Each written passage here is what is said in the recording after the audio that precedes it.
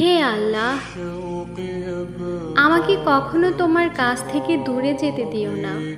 আমি যতই নিচে পড়ি না কেন, আমি যদি পাপেও ডুবে যাই,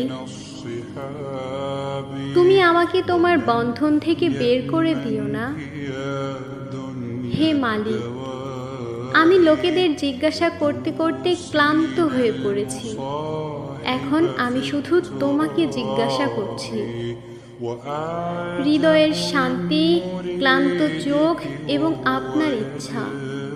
আমার পাপ অনেক, কিন্তু তোমার করুণা তাদের চেয়েও মহান। তুমি হলে প্রভু, তুমি ক্ষমা করতে পারো। তুমি আমার পরিচয় পরিবর্তন করতে পারো, আমার ভাগ্যকেও, আমার পুরো জীবনটাকে। শুধু একটা মাত্রই দোয়া আমার মালিক, আমি আমার সকালের কারোর বিরক্তিকর হতে চাই না। আমার হৃদয় তোমার করে নাও এবং পৃথিবীর যে কোনো কিছুর চেয়েও বেশি তোমার ভালোবাসা আমাকে দাও। আমিন।